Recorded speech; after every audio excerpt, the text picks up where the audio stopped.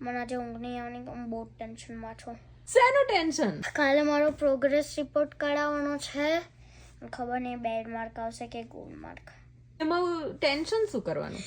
એમાં તમે through out શું કર્યું છે એનું બધું આવે. હું સમજુ છું પ્રોગ્રેસ રિપોર્ટ શું છે. હું જસ્ટ એવું તને પૂછું છું કે એમાં ટેન્શન શું કરવાનું? કદાચ ઓછા આવે માર્ક તો આપણે વધારે મહેનત કરવાની ફરીવારમાં. પણ આ વખતે મારે સારા લાવવા છે માર્ક. હા તો લાવવાના સારા ને તારા સારા જ આવશે. આઈ ટ્રસ્ટ યુ. હું તને કોઈ દિવસ આટલા બધા પ્રોગ્રેસ રિપોર્ટ આયા તારા તો કોઈ દિવસ કદાચ કોક વખત ઓછું આવે હું તને કોઈ દિવસ વઢું છું? ના, પણ મને એટલે જ ચિંતા છે. આઈ નો યુ ટ્રસ્ટ ઓન મી. મને ખબર તું મને કોઈ દિવસ નહીં લડવાની. આજે તો તારા કેટલા બધા તારું વર્કશીટ આવી એમાં બધું સાચું, એક પણ રોંગ નથી, રાઈટ? આઈ નો પણ એ તો પ્રોગ્રેસ રિપોર્ટ નહોતો. It's like just show what you know. જો તો તમને લોકોને તો કશું એવું એક્ઝામ જેવું હોતું નથી. હા હોય છે. ક્યાં એવું? એક્ઝામ કોને કહેવાય તને ખબર છે? હા, EQAO. EQAO યા પણ EQAO તો જો આવી નથી.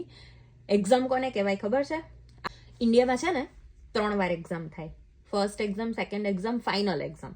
જેટલું ભણાયું હોય ને એટલામાંથી ક્વેશ્ચન્સ કાઢે તમને ક્વેશ્ચન અને એનો આન્સર લખવાનો. લાઈક તમને સર્ટન ટાઈમ આપેલો હોય, લેટ સે 1 અવર, તો 1 અવરમાં આખું બધું પૂરું કરવાનું.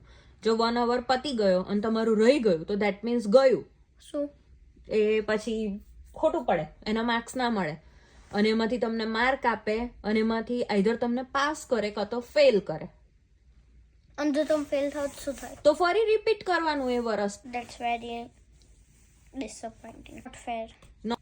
હું ઇન્ડિયાની ટીચરોને વિનંતી કરું છું કે એવું ના કરે. વિનંતી કરું તો ગમે તે કરવું એ તો એ જ કરે. પગ પકડું તોય એવું જ રહેવાનું. પણ આવા નાના નાના પ્રોગ્રેસ રિપોર્ટ થી ડરી જઈશું આપણે તો આપણે આગળ કેવી રીતે વધીશું?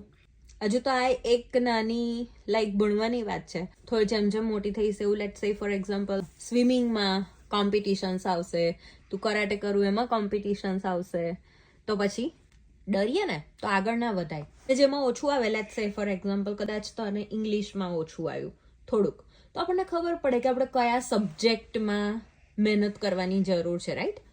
તો આ તો ખરેખર સારી વસ્તુ ના કહેવાય? શું?